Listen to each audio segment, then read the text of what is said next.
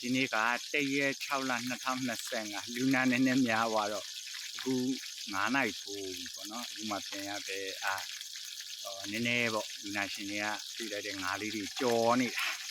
ငွေတိုးလေးတွေဟာလည်းမရပါဘူးနားလား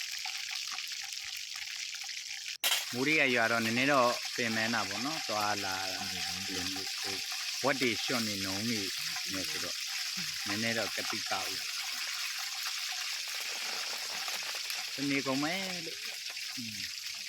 ကြားတာတွေနာအသက်ကြီးတဲ့ဟိုပေါ့ယောဂအသက်ကြီးယောဂတွေအဲ့လိုမျိုးလေးပေါ့နော်ရှိတာပေါ့မိုးတွေကလည်းတအားပြင်းကြော်တာငါးကြော်တာငမွေတို့ငမွေဟုတ်တယ်ငမွေတို့တယောက်ကဒီနေ့ဟိုကတော့ခေါင်းမ9ချက်ချုပ်ရတဲ့လူနာကတော့ဒီနေ့ဆင်းပြီပေါ့နော်ချုပ်ယူလဲကျက်သွားပြီလက်က4ချက်ပေါ့မနေ့ကဖြည့်ပေးလိုက်တယ်ဒီနေ့စေးတောက်စေး3ရက်စာပေးလိုက်တယ်ဘယ်လိုမျိုးရက်တော့တောက်လို့မရဘူးလို့ပြောထားတယ်ရက်ကလည်းကြိုက်ကြပါ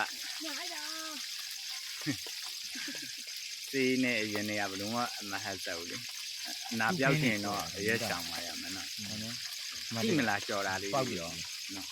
အပြီးတော့ဟိုအန်တီတယောက်ကလက်ကဘာဖြစ်တာလဲဆိုတော့သူ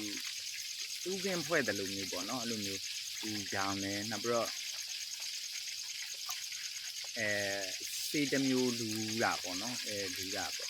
လူတော့လက်ကဟိုဒီကကွာပြီးသွားတော့ပြင်းသွားတာဒီလိုမျိုးရှိတယ်နောက်တစ်ခုကဟို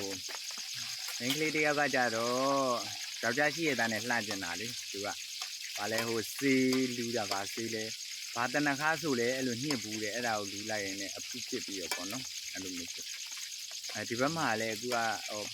အစားအသောက်တွေကဟိုပေါ်နေတော့လေအစားအသောက်ကြောင့်လည်းပိုင်းဘာမှဖားသားတို့ဘာလို့စားတာတွေလည်းပြင်းဖြစ်နေတယ်လေကျွတ်ချင်းကြီး